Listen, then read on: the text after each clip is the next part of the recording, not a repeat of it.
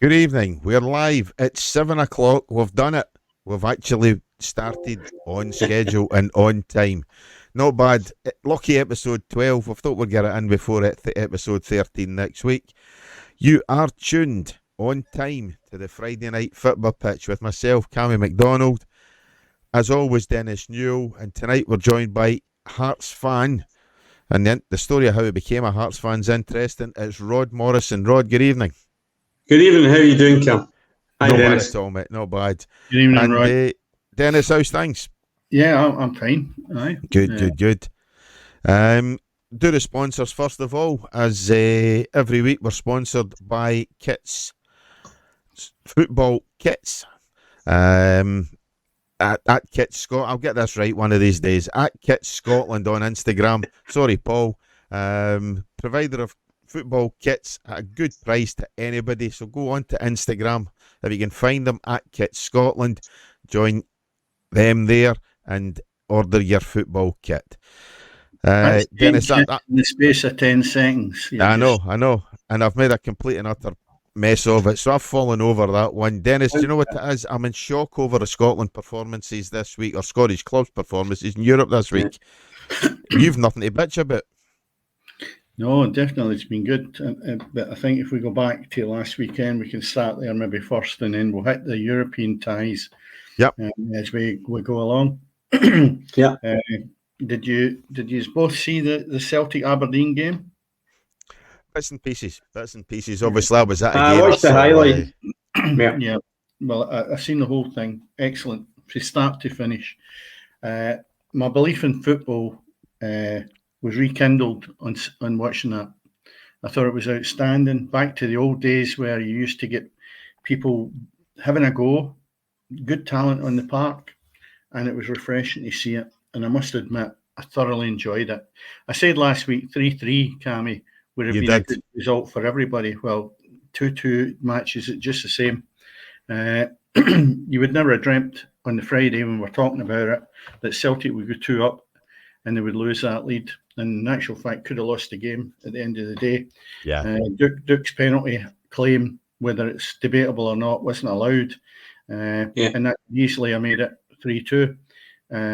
The changes that Aberdeen made at half-time were absolutely excellent and an instant result. Celtic were on fire. The first 20 minutes in that game is probably the best I've seen in maybe 5-10 years of a Premier League match. It was that good. Yeah. They just had a go at it. And again, when Celtic went ahead, Aberdeen just didn't lie down. They freshened up at half-time and had a go. The only downside I had with Aberdeen is they've not had to play at that tempo for a long while, if any time. And a few of them suffered with a bit of cramp, and you could see the pace was knocked out of them a little bit as the tail end of the game went on. But maybe that's something that Scottish Premier clubs should look at and say, I'll tell you what, and I've said it before on here, what you can't make up for in skill, you make up for in fitness. And I reckon if Aberdeen had been that little bit fitter, I'm not saying that we weren't fit, I'm saying just that little bit fitter, they could maybe have run Celtic ragged at the last 10 minutes of the game.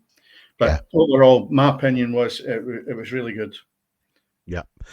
Rod, obviously you watched the highlights. What do you think of the game? I thought it was a good game. And I mean, see, you've got to, even since, particularly since Ange and now with Rodgers there as well, the thing that Celtic's got is it's this movement and play and running and what they do without the ball as well.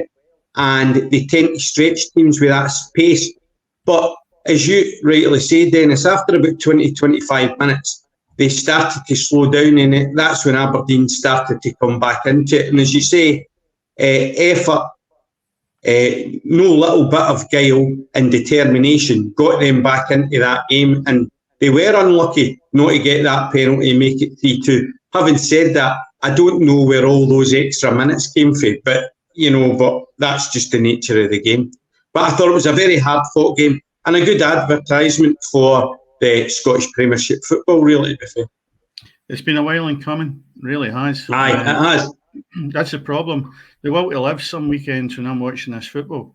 I just, why am I bothering? I won't get this. It's an hour and a half of my life I won't get back. At my age, every minute's a prisoner. You're right. I'm the same. I never thought I would see a game as good as that. I wouldn't go too mad on it. It's just because I've been starved of good quality games recently, and that was refreshing, I must admit. And then on the other side of the coin, without moving away from that game, I had to suffer that game at Kilmarnock in an artificial surface, which should be banned. If there's any of the terrorist groups out there I want to target, just aim it towards Kilmarnock's playing surface. Because I'll tell you what, it's absolutely shocking. I said it last week, I've never seen a good game of football on it yet. And I'm not really sure any player that thinks that's better than grass, there's something wrong with them. But it was terrible. It didn't make a good game whatsoever, other than the fact that, well, we can get into the Rangers game if you want to start that. But Celtic and Aberdeen, we're finishing off in that. I think we'd all agree that it was entertaining and it was good. Yeah, 100%. Well, as I say, mate, you're talking about a grass pitch there. I was at Stirling Albion Clyde on Saturday. Fourth Bank, still a traditional stadium, still got the grass. And what a difference to the quality of the game that's even played down at that level on grass as opposed to the artificial nonsense that there is at New Douglas Park, you know. So it definitely does make a difference. I've seen it again at Edinburgh City. As I've said to you know that the ball runs through her, it bounces through her, and certainly at that kind of level, I think grass makes all the difference as well. You know, so I've got to agree with you on that one, Dennis. Yeah, I think have Kilmarnock not been told by the Premiership that pitch has got to be replaced by grass? Is it by next season or the season after? I think they're talking about taking out the artificial surfaces, certainly at the Premiership level. I'm sure I've read that somewhere. I think you might be Rob. I think you might be right with something in that. I heard about pitches that were going to be replaced with grass. Aye, I'm certain of it. Certain of it. To do it. You see, there's an element, an argument with the lower divisions, and I'm all for that. That it's self-funding then for a club, because what we get from Scottish football in relation to handouts is almost non-existent for the lower divisions. So they're really self-sufficient. You've got the exceptions of maybe Inverness, who's in a bit of trouble now. But if you look at, say, the lower clubs that have survived for 100 years, and some of them have gone to the lower league now, like Albion Rovers, East Stirling, they were hand-to-mouth every week for years, right? So really, what you would find is if both of the clubs had at some point, I know they'll use Stenhousemuir, but again, you're renting it out, East Stirling, if they had their own surface and an artificial surface, they probably wouldn't have went down into the Lowland League. And that's what I think is the advantage of having an artificial surface. But other than that, nothing. Absolutely nothing. Training on it, okay, but it's still not the real thing. And I really do think that anything below, I would even say the Championship, everybody above the Championship in the Premier League should be grass. And I would agree with that. Yeah, so 100%. If you come up, is it no enough expense on a club asking them to obviously make sure their stadium's suitable and get enough seats and whatever else, you know, are you going to ask clubs as well to come up and then relay their pitch as well, Dennis? Well, I'll tell you what, if you want to play in the big boys' park, you've got to be able to mix it with them. You know, you see some of the money that gets spent in players, right? Okay, well, you have to cut your cloth accordingly. And the bottom line is, if you can't supply grass, then you sit in the division you're in, hard lines. It's a ruthless world that they're in. But the people are paying good money to watch and be entertained. That's no entertainment on Sunday watching Rangers and Kilmarnock. Doesn't matter what team you're supporting. I'm looking there at an entertaining match, and it was anything but. You know, I just can't stand the fact that there's money being earned off the fact of the first team suffering on the back of it. And it's not even that. Hamilton have played in a number of years in the Premier League with it. So has other teams, without getting into the whole load of them that have got it. But they need to dig them up. They need to put grass down. And we can then hopefully move forward and say it's a level playing field, so to speak. But I'm definitely not for it. I would change it tomorrow. And as I say, I would agree. The lower clubs, yes, because it helps finance their season. But Cammy, there is a lot of difference when you get into the Premier League money-wise as against moving down, say, to somewhere like Clyde or Elgin or something like that. if Elgin has an artificial surface, look at the community that can get the benefit from it. Yeah, And no, I know. So there's a plus on that side. But if you're in with the big boys, you should be able to get the funding that you're winning matches and from whatever source you get it, TV or whatever, and you should be putting that into the surface. Yeah. Well, moving away from the league stuff at the weekend, and obviously, as you say, that the difference for the sublime to the ridiculous between Celtic and Aberdeen, and obviously Kilmarnock and Rangers to midweek there in Europe. And as we were talking just before the show, as we came on, I can't recall the last time, certainly, that we've had 3 games in Europe. All sides have ended up unbeaten, or all Scottish sides have ended up unbeaten. Yeah. But not just that, not one of the 3 of them conceded a goal. Hearts winning 2-0. Rod, which I'm sure obviously pleased you, beating Omnia Nicosia. Rangers beating ABCD, XYZ, or whoever they were, 4-0 last night. And obviously Celtic going to Atalanta and getting a 0 each draw in Italy. Even that's a fantastic result, Dennis. Oh, without a doubt. I mean, I could sit here and nitpick and say the opposition wasn't what I expected during the week. But when I sit there and I look at the leagues just now, and I look at Hearts, there's 36 teams in each of these divisions if we take the Conference, Europa and the Champions League. Yeah. You look at where Hearts are sitting in now, they're sitting 6th. That's in a qualifying position. I know we've got a long way to go, right? There's no question of doubt. But know what it proves to me? We can sit here and battle these Premier League teams week in and week out. There's dozens and dozens of teams in Europe are 10 times worse. Yeah. And that's what's proven to me in the last couple of weeks. I looked at that Steaua Bucharest, we'll call them FCSB or whatever they're called. Aye, it was Steaua Bucharest, old money, aye. Yeah. Well, I'll tell you what, they used to be a team. See last night, they were a team, aye. Well, they were lawful. And Rangers, we took playing with a centre forward, to be honest, because Dessler wasn't at the races. I don't know if anything came out in the press today with him, but it went off as if he was nearly in tears, the boy. And I'm thinking, is this getting pressure to that boy Dessler so he can't handle the pressure that he's maybe building up in his cell? We know getting chances in some cases, and then no finishing, because he actually come off, and I thought, I'd be a bit worried about you. I don't know if it's an injury. I don't think it was that bad. But the way he came off the park, I thought, you're dejected here. And it's through the failure and not being able to cut it playing with Glasgow Rangers. Yeah. So Steaua Bucharest, and we'll call them that, were dreadful. Absolutely dreadful. Rangers, exceptional. Exceptional to a man who bust a gut throughout. And even though Dessler's come out, touches in just under 60 minutes. I mean, you don't pay somebody £27,000 a week to get 11 touches off him. Yeah. That's just not good enough.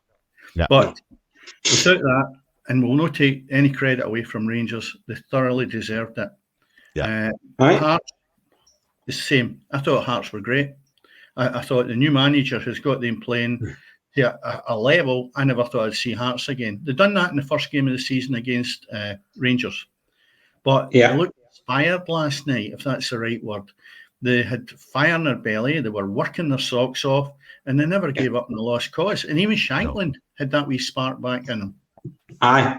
I looked at the start of this season, and it was very similar to the start of last season, and that we were so slow, lots of possession, but doing nothing with the ball.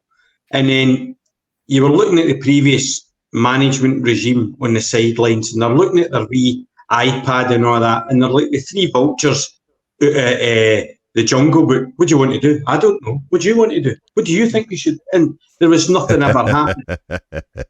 And we didn't. Well, we did. They didn't seem to have a clue. You'd have players who play well one week, and then they're not playing the next week, or they're playing at a position.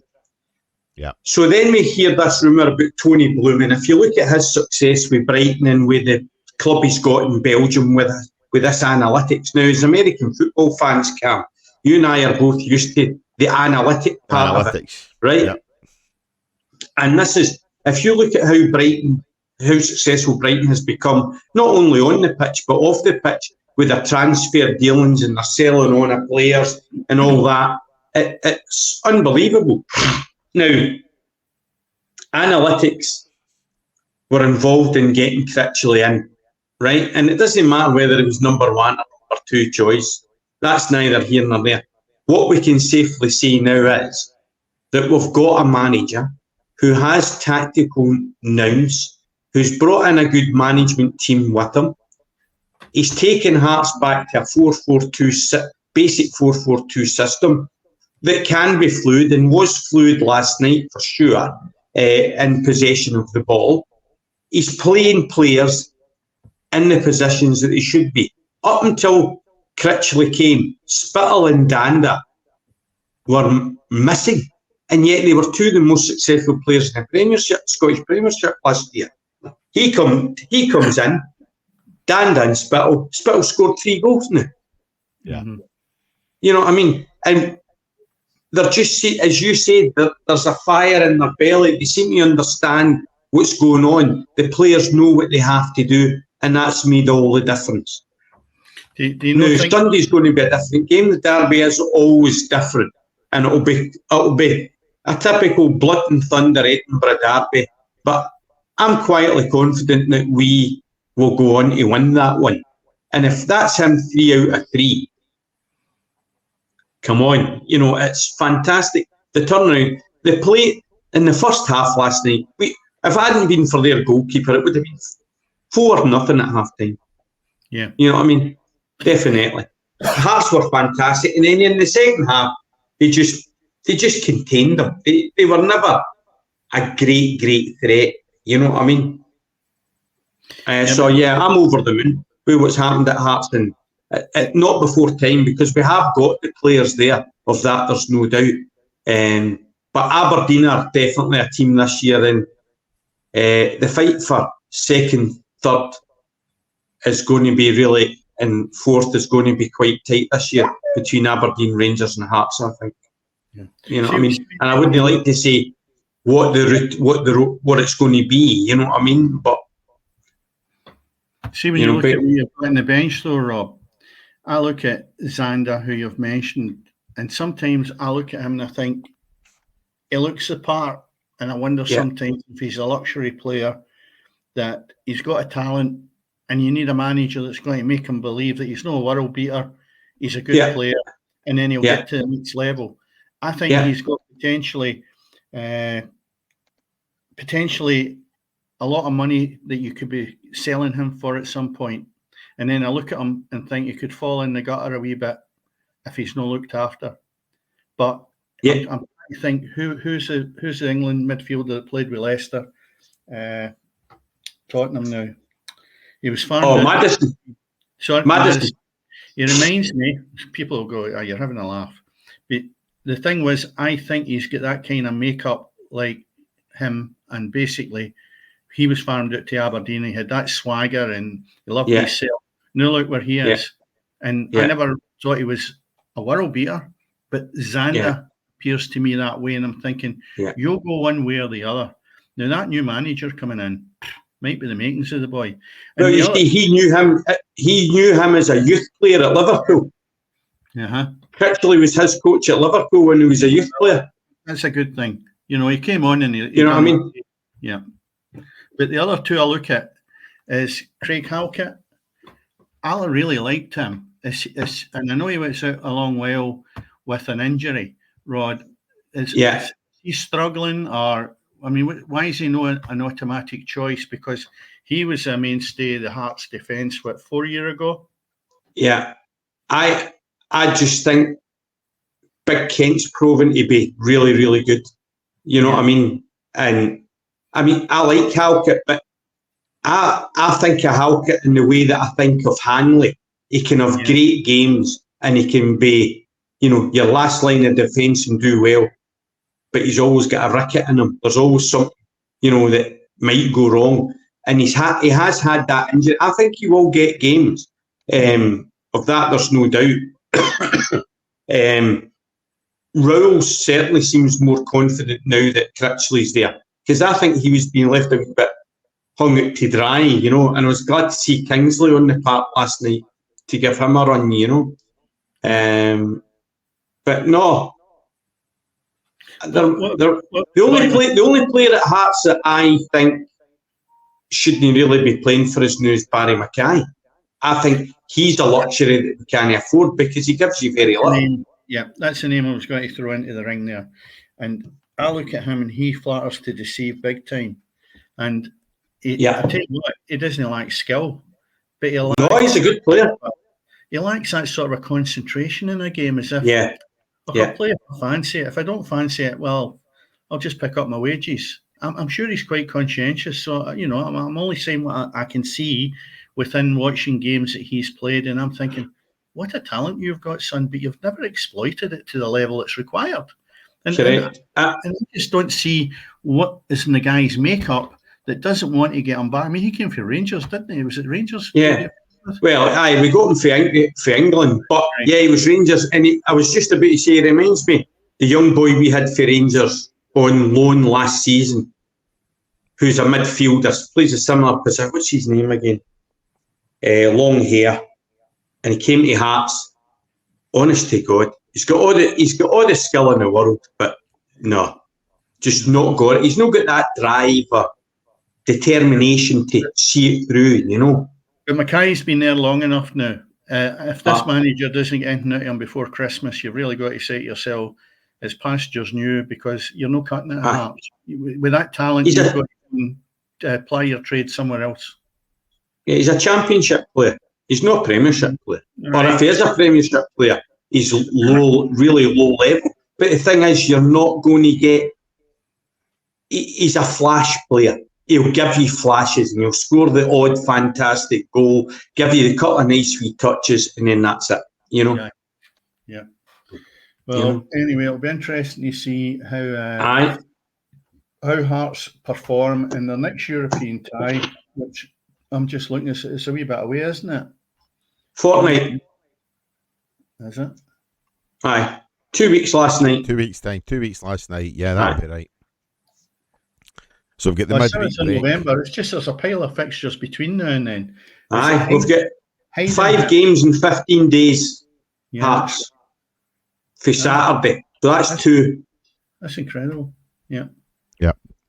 Mm-hmm. Yeah. So Hearts, pat themselves on the back big time. The appointment was it's been a good start for him, Rod. Yeah. But the pleasing thing as well, as you've said, Cam, is that, clean sheets for all 3 teams. And it seems to have at last dropped into Rodgers' mindset that Celtic can't play the way they play in Scottish Premiership in these European games. Can't. No. And so he changed it and he played a different style and he got his result away from home, which was good. Again, without having a go at the opposition, it may well be because Celtic stopped them playing, but they were a shadow of the team in their first game. They really were. Yeah. But having said that, you take them on that 90 minutes, it doesn't matter how good they were at the last match, that doesn't count. No, exactly. It'll probably have shaken them. Celtic magic boost for them, definitely. Because I'll tell you what, coming off that Borussia Dortmund defeat, that's a hard one. And I'll tell you what, if I was a manager, I would be going, please don't let this happen again. Because all the good work that he's doing in the Premier League goes down the toilet. And they really like Rangers as well. You've got a manager there, and I'm sitting there thinking, time's up for you if you get beat. This is 24 hours ago. Yeah. Because if he had get beaten, I think the jury's really out big time. Now, he's out of jail, so we'll leave the jury, so to speak, till after next week. But for Celtic, in that point, I think it was absolutely excellent. They've not moved anywhere in their league, the Europe League. They're still sitting in 20. But I'll tell you what, they're still in, and you're looking at 16 teams below them. Yeah. Again. Well, that's what I was going to say. You're looking at size below them. Bayern Munich for one. They'll be sitting below Celtic just now, following only 1 win and 2 defeats in the Champions League. They're a side already who could be questionable as to whether they make this last 16 already. With the 2 defeats. So fair play to Celtic. Yeah, they get absolutely hammered in Germany. I don't think they'll be alone in that. But. Well, Dortmund did it the other night as well against Thingy, so they're a team, Dortmund get beat the other night. They obviously played. They lost to Real Madrid. That's right. But they started off really well, 2-0 up. Yeah, they did. Time, and then obviously the roof caved in. But Celtic, they're still in with a shout. The one thing is they've got the likes of Aston Villa, who they must be in the top 5, top 10 anyway. That they've had three wins, They're sitting, and I don't think they've they're lost a sitting goal. top of that league. Aye, Yeah. so 3 out of 3. yeah, it's certainly going to be difficult for Celtic, but 4 points out of 3 games, Dennis. I don't think there's many Celtic fans would have queried with that or argued with that had you offered them at the start of the competition. No. You look at some of the teams that are below them: Bayern Munich, AC Milan, Atletico Madrid, PSV, Leipzig, Red Star Belgrade, and that's just not picking them all out. That's just mentioning a few. Now, if you sit there and you go through that league section, and the thing we spoke about before, Rod, is it's a transformation from the boring system that I thought was the case before. You get landed with 3 what teams you European football like, but you don't particularly like 3 or 4 teams. Now you've got 36. Yeah, absolutely brilliant, and it's right across the board. Yes. So you've got your Champions League, Europa, and then your conference, and you can sit and look and see where they all are. It's a bit confusing trying to watch highlights of them all, though. Too many games on, and there's games you've got to be selective in picking. And I go, I wish I'd watched that one because the scoring's been good and it's been entertaining. But no, I think, and then you look at Rangers as well. They're sitting really comfortable in their league. They're sitting in 11th, and again, big teams below them: Porto, Fenerbahce. And I heard a nice good one from Mourinho, who was interviewed, and he was talking about I think he's maybe getting disillusioned with the European Championship matches and games like that. Yeah. And he says when he leaves Fenerbahce, he will then look at a club maybe in England in the lower divisions, so they're not involved in Europe. And I thought, you're having a laugh. You wouldn't last 5 minutes in a lower division in any country. Seriously, what a delusional man he is. So that was just a snippet on him. Roma's there as well, and Man United sitting away down in 21st position. Hey, I was going to say, the Man United job might become available if they hit the Championship. They might well be in a lower league club, Dennis. That's true. But there's a lot of teams there sitting below Rangers. So, right, what I said at the beginning, we can come on and criticise them all we want. The Premier League in Scotland's not as bad as we want to make out every week. No, it's not. It's not. I'm just hard to please, Rod. I'm really hard to please. Then I'm looking for a game like Celtic and Aberdeen every Saturday somewhere. And unfortunately, we're not getting that. No, we'll not get that. Not every week. No.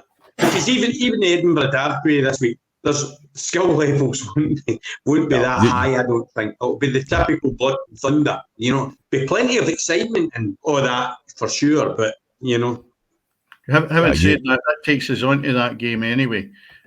What's your thoughts on that in relation to how you find that Hearts are looking as if they're transformed just that little bit in 2 games? Where do you see I think they're chalk and cheese from what they were, and it's just basically down to better management, better communication, players seeming to know what they want to do, simplifying the formation, giving them the tactics, and every player knows their role and their position. And it just confirmed everything that had went on before that. There was none of that, or very little of that, prior to Critchley arriving. I think it's probably going to end up a draw, but I think we could sneak it. You know what I mean? But I think it'll probably end up a draw. Yeah. What do you think the problem is we have? I just don't think that they've improved defensively as they should have done. That has created the problem for the last year and a half. Their defence, central defence, or their whole defence, if you want to call it that, has been pretty poor, and it's not been up to the standard you would expect from one of the big boys in Edinburgh. I honestly think that the best team in Scotland for transfer and sale on and all that, and I don't know how to keep doing it, is Celtic. They seem to have a formula in place that seems to work for them.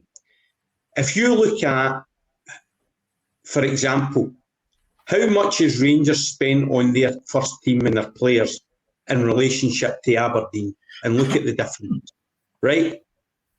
And I think Hearts certainly have in the past, recent past as well, and distant past, and certainly Hibs are guilty of this, is that they seem to impulse buy players. You know, they're not necessarily the fit or whatever. And this whole thing with Tony Bloom that's going to come to Hearts, and I believe the I's are getting dotted, the T's crossed. When all that deal's done, and we start using his analytical system, we're going to be getting players that are fitting our need and our style of play, which will then make it more successful and give us something to build on, rather than saying, and looking at players and saying, he might be a good fit, I will just take him and we'll buy it. You know what I mean? And I think that's been Hibs' problem. It's not that they've not spent the money, because they have.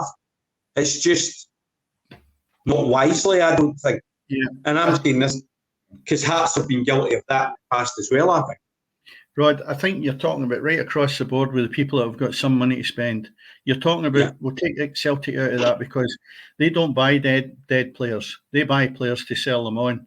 And even though they've spent 11 million pound in Ingles, I don't think he's up to the mark. I thought he was shocking by Celtic standards during the week.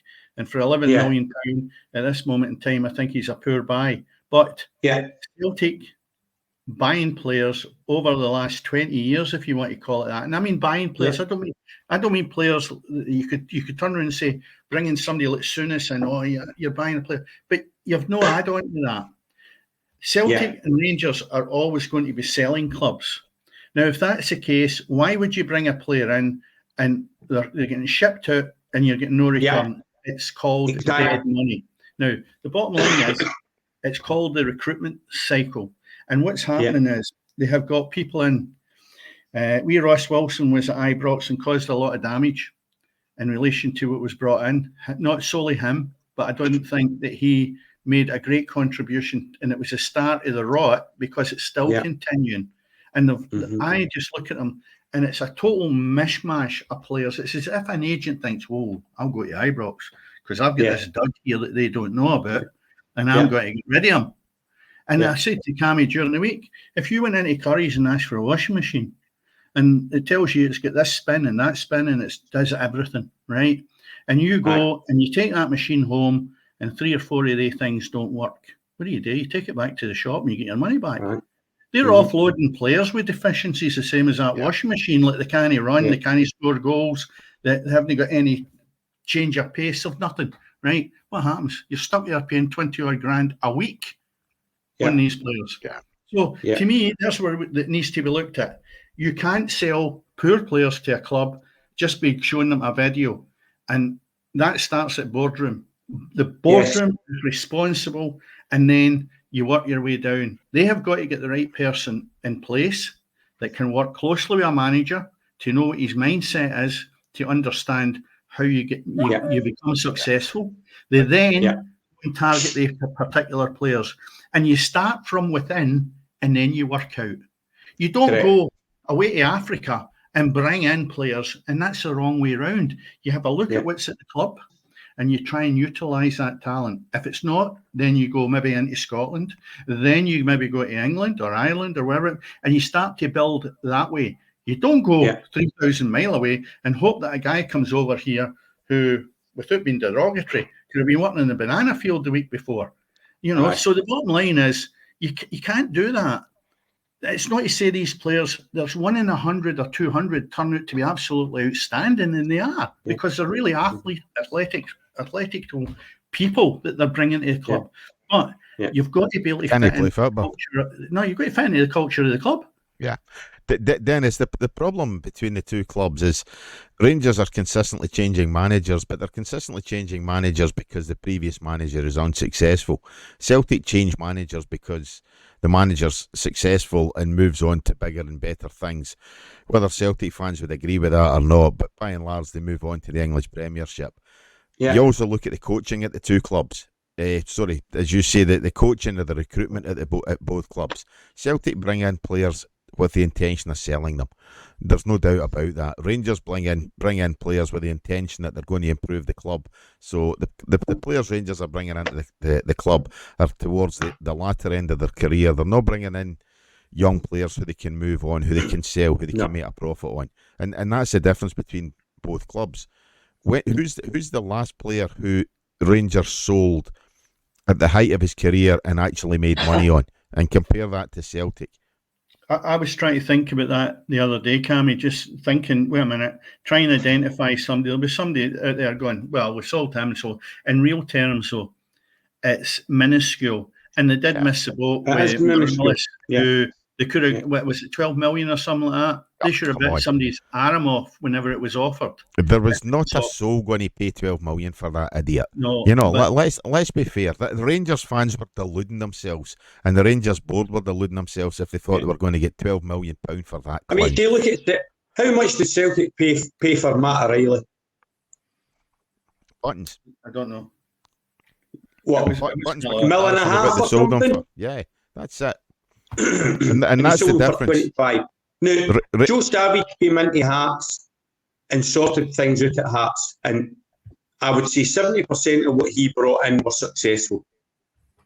We've just brought in the guy, the SFA now, to be the Director of Football Operations and all that, right? And we're going to get this Tony Bloom analytics thing.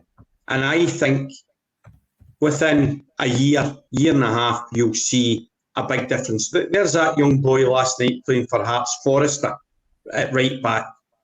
Had a great first half, tired into the second half, got him subbed and all that. But if that boy continues doing what he's doing, he's going to be following the likes of Gilmore, Ferguson, and all them out to Italy, where Hickey went to, Bologna.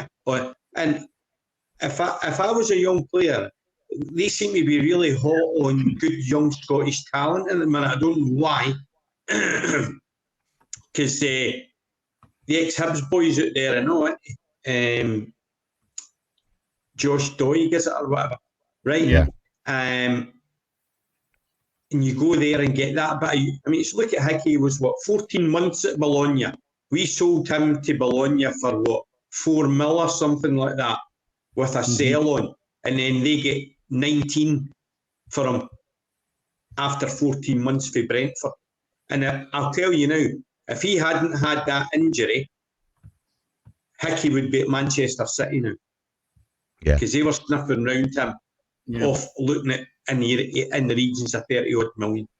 Yeah. Well, Mark O'Reilly was signed for Luton, wasn't it? No, it was MK Dons, was it? Milton Keynes. Was it MK Dons? Aye, MK Dons. £1.5 million they paid for him. Aye. And that's the 4 difference. seasons at Celtic, 25 million. You know what I mean? Yeah. And there's the difference between both clubs. Rangers will pay £3-4 million on somebody and sell him for 500,000, or cancel his contract or move him on for a free, whereas Celtic will go out and spend $1.5 million on a lower league English player or a lower league player from England and then punt him for 25 million. But Cammy, that's where you've got, look, see the people you employ at a football club. It's not a meal ticket to run around Europe and actually bring in some rubbish. No, and that's what Rangers are doing. What's been happening. They're just willy-nilly going and bringing players in. And listen, I can put a video of me together at 71 that could still look no too bad to sell to Rangers, right? The bottom line is... As long as you don't show them the first game for Stranraer against Clyde. I need a Zimmer, right? So the bottom line is you can put something together, and unfortunately, the days are gone when you used to find the likes of Jock Stein standing at the side of some junior pitch, looking at a player he could maybe bring into the first team, or somebody going to Shettleston Juniors and watching Bobby Russell playing. The days are gone, right? So what happens is, I would like to know when the last manager at the Premier League actually went to a touchline before a player was signed and had a look at him for 2 or 3 games. Yep. Now, you might say he's not got time now. Well, you need to make time. I'm sorry. You need to make time. Yep. Or you need to take your right-hand man and shift him across to wherever that player is. And that's the problem we've got. As I say, if it's 3,000 miles away, it's not as convenient to go away over to Nigeria or somewhere like that to have a look at players. And that's where I think there's plenty of talent in Britain that we need to be tapping into a lot more. But they need to stop these agents running riot and getting a good earning out of it and just bringing rubbish into the clubs, because some of them are rubbish. Yeah. Dennis, we had Andy me, Burrows on the show a few weeks ago, and he's talking about the quality of player that's down in that English non-league. They have to be better than some of the half-wits and the rubbish that Rangers are bringing in from overseas. Yeah. But the other thing for me is how much per ratio of income do Rangers, Hearts, Celtic, Hibs and all that spend on youth policies, right?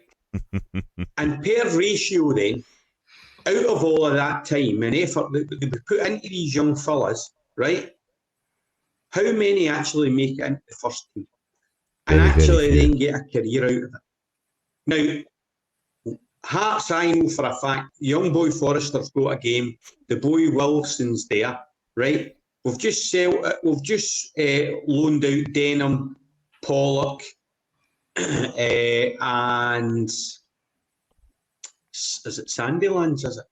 No, he's in the B squad. There's somebody else. Now, these are all potential good first team players, and for me, give them a roll of the dice, give them a run. Let how they go. It's good to give. I mean, see, this is Finlay, Pollock's and Denham's third or fourth season out in loan. How many seasons in loan do they need before they get a shout? But Rod, as football fans, you're going to be highly critical if your club's playing youth players and not successful. The only way that's going to work is if Hearts are getting results, or if Rangers are getting results, or if Aberdeen or whoever are getting results. You're getting results with young players, and your manager or your youth policy is the greatest thing since sliced bread. If you're not successful at all, it's very, very quick before these managers are going to be getting hounded out the door and chased from the club by fans who are seriously pissed off because their club's not succeeding. Yeah. No, I get that, and it's about instant success and success rates of making the grade and becoming a footballer are 1 to 2%, I would have thought, of the people going into it. I don't know that as a figure or a stat, right? But I'm just thinking about, I mean, you see, Hearts' turnover is now pretty reasonable. I would say maybe we're the third or fourth in Scotland. But we plough a lot of money and time and effort into that. Yeah. For what? What are we getting out of it? Because we're even restricted on selling on beyond until they get beyond a certain age. Do you know what I mean? You only get a development fee. Yeah. You know? So as you say, you're throwing good money after bad. Anyway, I think that's enough on the perils of Scottish football. That completely went somewhere we didn't intend it to. Dennis, we've looked. No, not at all, Rod. As I say, it's a great debate. I think for what it was, But as I say, I think we were trying to give the clubs there a big up for how well they've done in Europe this week, and we've ended up slaughtering their youth policies and their selling on fees and everything else. But Cammy, that's the area that is so important. If we're going to have sustainability within Scottish football, all this needs to be looked at from the artificial surfaces right through to how they recruit and wasted money going out the door. I'm bringing the boy up again, and I don't want to keep harping on about him because I'm sure he's a right nice guy and he does his best. The boy Dessa, £27,000. I mention it every single week. There's people who are going watching that game last night, don't even have that for a year's salary. He's getting it in a week and he has 11 touches of the ball. And again, I repeat, it might not just be his fault, but clubs have got to be in the position to cut their cloth accordingly and don't squander that kind of money unless he's a finished product like a Henrik Larsson. Then you can give them £27,000 a week. But you don't bring them in with that kind of package and find there's your end product at this moment in time. I reckon he's playing every week because that price tag's on him. And that might not be suiting the boy either. He's got and I think there's nobody else. Well, I was going to say, there's nobody else. There's nobody else that can play. The other boy that came on the other night, Agami, he scored his first goal. Right now, I think he's been there quite a while, but you're right. There is very little at Ibrox is going to finish. But again, just finishing off the point you've mentioned there, without trying to rectify the whole world in one night with the football, the bottom line is they need to start looking from the top down and be very certain about the next moves that they make within Ibrox. And I don't think a knee-jerk reaction, it may have been a knee-jerk reaction if they get beaten heavily last night, was for the manager to be changed, because I don't think at this moment in time he's any better than Beale is. Right? They had a great result last night, but the jury's still out. So, well, again, he's only 2 games away in my head from actually being hounded by the supporters, because 2 defeats in that league, the league's done for them.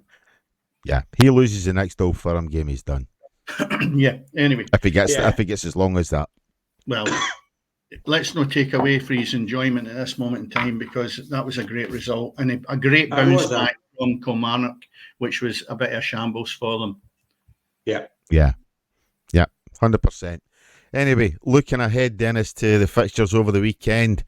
How are we looking in the Scottish Premiership? Yeah, we've got a massive week ahead, because we've got games on Wednesday as well. So we've got Saturday, Sunday and Wednesday. Tomorrow's matches is given as Dundee and St Johnstone, Ross County, Kilmarnock, Aberdeen, Dundee United. Fixtures out of that, Rod, what one would you fancy watching? Aberdeen, Dundee United, maybe?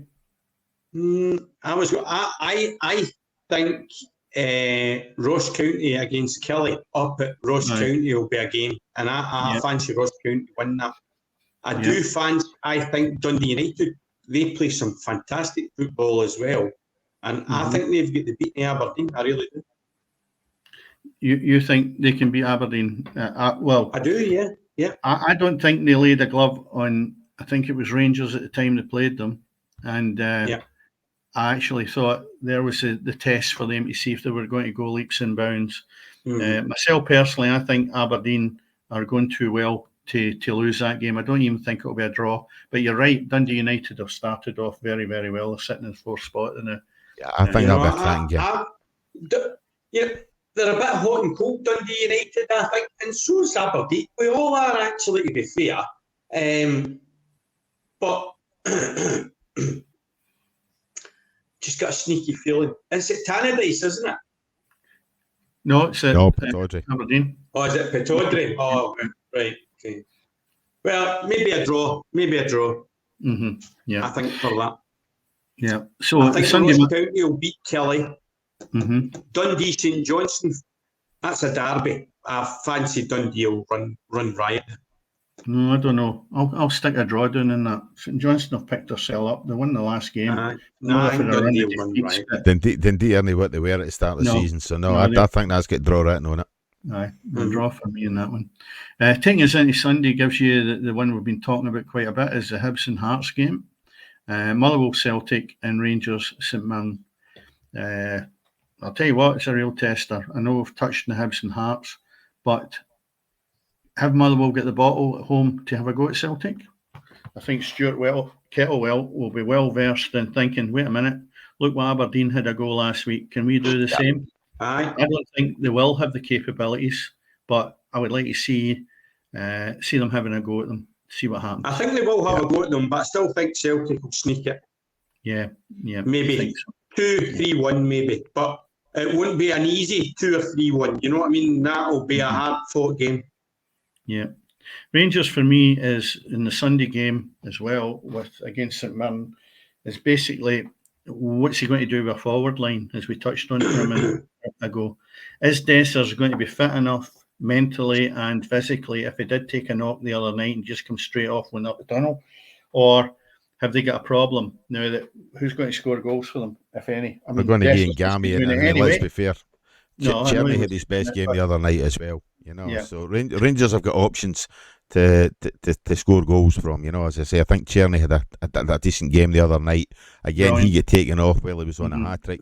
But I've got a fancy for St Mirren to get a point for that. I think Robinson will be struggle as for well. Them to bounce back after the Hearts game, because St Mirren didn't play that well, to be fair. But B, I think Critchley thought Robinson, and I think that's what got us the result. 4-0 wasn't flattering, that's for sure. But that's the worst St Mirren performance in a long time. And I think Robinson will have them fired up something rotten for that game on Sunday. And I was going to say, I it could be think a draw, I think. As disappointing as Rangers have been this season, I think St Mirren have been equally disappointing. I think St Mirren, the expectations were that we're going to succeed in the top 6. I think St Mirren this season are going to be very, very fortunate to make the top 6. In fact, they could well be watching over their back.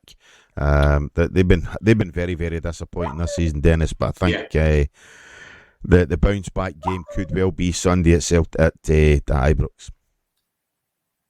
Yeah, I'm thinking to myself that Rangers will win this game comfortably, because you're right when you say St Mirren are disappointing this year. They've been disappointing for the last 3 games in my head only. Before that, they had a wee run in Europe and they were looking quite good. And I thought, here they're going to push to get in this top half quite comfortably. And then the ceiling come in them. And for the last 3 matches, they've lost it. And I now look at it and say, I know they've just lost out in a couple of games, but at the same time, there's still defeats, and that dressing room's got to be lifted against a team that is just coming off the back of a magnificent European result. I mean, that's the highest score they've done, Rangers, in 17 years in Europe. So you look at it and you say to yourself, you need to pull the Rangers players off the ceiling with a bit of luck. I would say. But if they do, St Mirren could be in for a right tough afternoon. I just think Rangers struggle in the Scottish Premiership but do okay in European, because Clement's more a European type of manager. And understands that game, that style of game better. And I think Rangers have struggled in the Premiership. Well, you could be well right in that one, but I think if they're going to struggle in the Premiership, they're certainly going to struggle in Europe at some point, big time. Because they will do. There's no two ways about that. But it's a good test. This is a good test. It's a very good test. A good test for both the old firm, for Celtic and Rangers. I think it's a big test for them this weekend. Yeah, and then you've got games on Wednesday, Cammy, as well. You've got a full calendar on Wednesday night. You've Celtic are playing Dundee. Dundee United are playing Motherwell. Hearts and Kilmarnock. That was a game I would have fancied going to. Ross County and Hibs. St Mirren, St Johnstone, and there's a biggie. Aberdeen Rangers. Oh, that one on a Wednesday night in the middle of the week. Aye, they've got to go up there too. Somebody wants their head looked at for that one. Aye, well, I'll tell you now. You were saying if Rangers don't get a result at Aberdeen on Wednesday night, title's done. Yeah, I'd agree with that. Title's done. Rangers don't get a result Wednesday night, second place is done. Yeah, you know what I mean. I know it's we're not even out of October, and you're sitting looking at that and going, wait a minute, what's happening here? Rangers should never be in this discussion. They should never be in that discussion. They should be battling right to the end. And, it's quite crazy that come Sunday's match and Wednesday's match, they could be well out the running. So it's pretty desperate. And it means then we're back to a 2-horse race, because if that's the case, Aberdeen will have won in Wednesday. Aberdeen Celtic, Yeah. So the other tie, obviously, Dundee coming down to Parkhead, Dundee at home to Motherwell. That'll be a right good tie. Dundee United home to Motherwell, same. And Ross County Hibs. And again, Ross County, if they get anything at the weekend, Hibs will be under it, especially if they get a difficult result or a difficult game against Hearts at the weekend. Oh, it'll be a hard game. Definitely a hard game. Yeah. Definitely. And then St Mirren against St Johnstone, again on the back of Sunday's result, will determine, I think, in a lot of ways what St Mirren are going to do. Yeah. So there's a lot of ifs and buts, but good fixtures this time of the year. Going into the fixtures, because we are running out of time, we can't look at too many results. No, Championship. Saturday's games in the Championship is Airdrie have Ayr United, Falkirk Dunfermline, Hamilton Morton, Livingston Wraith Rovers, and Queen's Park have Partick Thistle. There's games on Tuesday night in that division: Dunfermline, Livingston, Morton, Queen's Park, and Wraith Rovers have Airdrie. Falkirk Dunfermline, there's the game. Yep. You I'll said you be were going to that game, Cammy. I'm going to that game, yeah. I'm looking forward to it. I'm actually looking forward to watching decent football live, because I've been fed a dross all season watching Clyde. So no, I'm looking forward to actually seeing that game tomorrow now.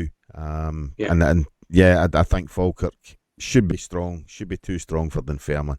Artificial surface. They've been a revelation this season. But when would you last go and see a match in grass? Because Clyde play an artificial surface. Well, as I say, I've seen a match in grass at the weekend there at Stirling Albion. But again, down at that, as you say, Falkirk have got that brand new top of the range artificial stuff, and Hearts played them in the cup earlier, and I'm telling you, that's a good surface. It's as close to grass as you'll get. So as far as artificial's concerned, that's the sort of level you should be. Know the bloody thing with black tyre chippings in it that Kilmarnock's go. You know what I mean? Yeah. Still, I've been a lot yet. Anyway, Hamilton. I think if Falkirk might well have to bin it next year, Dennis, because I think they do. They're looking shit hot in terms of size to be promoted this season. Yeah. Mm-hmm. Yeah, well, that was a tip anyway. So, Hamilton Accies against Morton. 6th plays 7th, and that'll be an interesting tie. Morton just seem to be hot and cold all the time. I just wish there had a wee bit more consistency, because they're a team that can easily be up there challenging, but they seem to be up and down too many times now. It looked as though Doug Emery was going to turn them around, but it's not quite happened for them. No. Okay, moving into the First Division, League One. The fixtures we've got for tomorrow are Alloa are playing Arbroath, Dumbarton, Inverness, Cally Thistle. We can touch on Cally Thistle in a minute.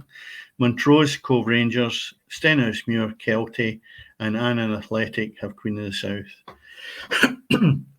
Derby, Annan Athletic, Queen of the South. Yeah. Mm-hmm. Yeah, interesting game. Scott Hartley will be watching that for Turkey. Aye. If we look at the top of that division, we have got Alloa are sitting at the top with 17, Montrose close behind with 16 points, and then Kelty. Kelty were at the top. They've just lost that last game, so it's taken them off the top of the division, but they've certainly had a great start this season. That's the tightest league in Scotland. Yeah. And Cove Rangers, I think that's really well. Tight. Mm-hmm. Well, there's very little, unless you go 17 points down to 10. It's just more, or from 7th spot to 1, you've only got five points of difference, which is a 2-game swing, which is virtually nothing. Yeah. Well, Inverness Cally, as we know, have gone into liquidation and administration.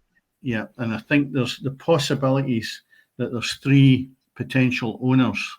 Are people that would come in and be owners of the club. They're not saying who it is. Duncan Ferguson, some of the staff have all gone. So I just don't know exactly where it's all going to end up with him. Billy McKinnon, they've got a 13-point deduction for administration. That's right. Well, it's already in there. They're minus which 3 they didn't points. need. They're going to struggle now this season. Certainly they're not going to get out of that division going the right way, but they're going to be obviously favourites to drop into League 2. Yeah, there's too many points to pick up with a league that's as tight as that. Yeah. So Bill Mackay and who was the first team coach is Scott Kelliker. They've taken over the run because Duncan Ferguson's off as well. Yeah. There's a few players as well have had to go. I'm sure it's down to salaries more than anything else. I don't know what will happen with some of these players. You've got Adam Brooks, Cameron Ferguson, Flynn Duffy, and Wallace Duffy have all left with immediate effect. Players, goalkeeper, he's returned to Dundee United. He was in loan, Jack Newman, so he's gone back there. So the they're looking at Get your people. gloves on. They're still no dead and buried, but taking 13 points off them is more or less saying good night to actually getting into out of that division, you know. Yeah. And I'd certainly tipped them to win that league. That just shows Yeah, you it's to death then, wouldn't it? You sometimes wonder about that points deduction for sides going into administration. You know, how do they expect you to pull it back? You know, if they're taking off points from you, I really wonder I think about if they're wanting this points deduction, what they should do is they start the next season wherever they are with a points deduction. Yeah, not I agree with that, 13, by the way. You know what I mean? But maybe 6 or something like that. You know. But at least you're giving them a chance to survive and not going under totally, you know? Yeah, I mean, the financial implications of even dropping from League 1 down to League 2 must be quite severe, you know. So you do wonder sometimes at the sense of having that financial, that points penalty, you know, when you're suffering as it is. Aye, but 100%. Fair enough, it is what it is, you know. Moving into League 2, Dennis. Yeah. So sorry. I was just right. So into Division 2, we're looking at who you've got for just check and see where we are. I lost my train of thought there when I was listening to that. Obviously, Scottish Cup weekend this weekend. That's right. So the Scottish Cup, I've had a look at some of the. You will get Elgin City, is that right? Clyde Elgin City or Elgin City Clyde. That's why I'm going to Falkirk. Yeah. It's bad enough driving to Hamilton or driving to Stirling as it was last week. You know, damn sure I'm not going up to Elgin, so I'm going to go to Falkirk. As I say, it's a 5-minute walk for the house. Yeah. Well, I watched Broxburn Athletic playing Dalkeith on one of the BBC channels maybe about 3 or 4 weeks ago, and Broxburn looked great, by the way, really did. Dalkeith suffered with them, and they are playing Auchinleck Talbot tomorrow away. Broxburn, pretty good tie that'll be, honestly. Yeah. Junior clubs in the Scottish Cup. Yeah. Again, Highland Shout is Brecon. I've got Huntly. Broader, I've got Formatent or whatever they're called. I never get that right. For Martin. East Fife Banks of D. East Kilbride, Bonnyrigg Rose. That's an interesting one. There's an interesting That'll be a good one. That'll be a cracking game. Elgin Clyde. Forfar. We can talk about Clyde just for a minute when we finish. Forfar and Berwick. I'm just running through some of them. And what I found out when I was looking at these fixtures was I didn't know there was a Bowness United, and I had to go and look and say, is this a misprint? I thought it was Bowness United, but there's a Bowness Athletic as well. Both of them are in the Scottish Cup. I didn't realise they're Bowness Athletic, so there you go. No, you do that. They've got Stirling Albion, and I had to go and check that out because I thought, I thought it was a misprint. Yeah. But it shows you much I know about these teams. When in actual fact the bulk of them, I wish that it was there when I was managing junior, because I always felt it would have been great to get into the Scottish Cup proper if you were in a junior club, and that's happening now. You know, Keith, we've got Clyde Bank. Who was it? There was another fixture there. Excuse me. Spartans, Cowdenbeath. Now you could find there that Spartans could maybe go in a wee run in this. I think Spartans could beat them. Yeah, they could go in a wee run. So there's quite a few fixtures. I was just picking out a few there. Bowness Athletic were known as Bowness United. So there you go. Yeah. So it is actually Bowness United. They've just changed their name. So they were actually formed initially as Linlithgow Thistle and were then known as Bowness United between 2019 and 2021, but they are now known as Bowness Athletic. So there you go. They've split away, and Bowness United have still kept their name, and you have two teams in. Because Hillabeath has got Bowness United. Aye, there you are then. Interesting. It would be good to see Bowness the two against each other. Then is Bowness United are not a junior. Bowness United are playing in the Lowland League. Aye. So they won the East of Scotland, and they got their SFA membership in 2020. So there you are, aye. I didn't realise that. There you are. Anyway, so that's the Scottish Cup ties that are on at the weekend. And I don't think there's much more that we can discuss. The English Premiership, we've run out of time, really. There was some good games on at the weekend there. Yeah, new manager at Clyde, Yes. Darren Young. Darren obviously takes over following Ian McCall's mutual consent departure for the club. And as I say, I went to see them against Stirling Albion. Clyde had 20 minutes of that game, and then they went off at half time and were absolute garbage in the second half. So that was under Neil Scally and Mark Kerr. So Kerr's left the club as well. Scally stays as assistant manager, and Darren Young, formerly of obviously one of your clubs, Dennis, and Albion Rovers, East Fife, and most latterly Stirling Albion, where he did win League Two and got them promoted. So he's got a good track record. I think he'll do a good job for us.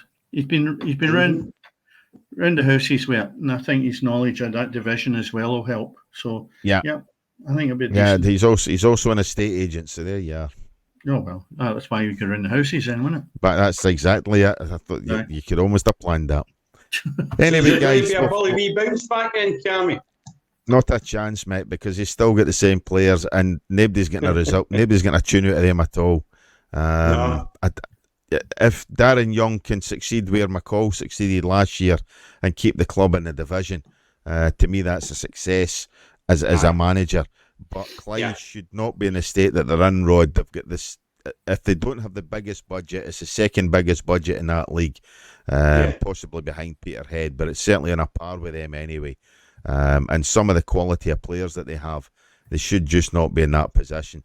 But their style of play, and that's what we've been saying about hellish to watch. Other teams, innit? You know what I mean? Should they have the players of that quality, given the money that they've spent, Well, the amount of players Clyde have in League Two, there's players there have dropped down for the Championship in League One to come to them. They've obviously got on loan striker Jordan Allen from Falkirk, who couldn't match, who couldn't settle in Falkirk's style of play, playing one up front. And what have Clyde done all season but play one up front? So they're in a position. But Cammy, you might find the new manager changes that. Hopefully will. And he'll this is a cup tie. That's a cup tie tomorrow. The last time the two sides met was earlier in the season at New Douglas Park, where it finished nothing each. Clyde played against 10 men for 92, 93 minutes and managed 2 shots on goal. So and that's the joys of playing one striker up front. Well, I'll make my prediction in that. I'm going to take Clyde to win that, because change of manager, weren't that far away from getting something out of the game before. Elgin are sitting second in the division, maybe a bit cocky. Let's see. I'm going for Clyde. If I was a betting man, I'd put 10 pence on Clyde. I'll take your 10 pence, mate. You're not. I'm not giving you 10 pence. You're not getting my 10p. Right, okay. You can pay for coffee in the morning. Aye, okay. With that, guys, I think we've gone as far as we can. We've taken the show tonight as far as we possibly can. Thanks very much, Dennis, as always. Rod, thank you very, very much. Thanks for inviting me. No, not a problem. Get us guys talking about football instead of the American stuff that we both would far rather be watching, I think, this season. But hey, never mind. Sure. Thank you, as always, if you've listened to the show. Like, subscribe, comment, tell your pals. Let's get some likes on YouTube and subscribers on YouTube as well. This has been the Friday Night Football Pitch. Everything's going on in the pitch. Good night. Night. Good night. Good night.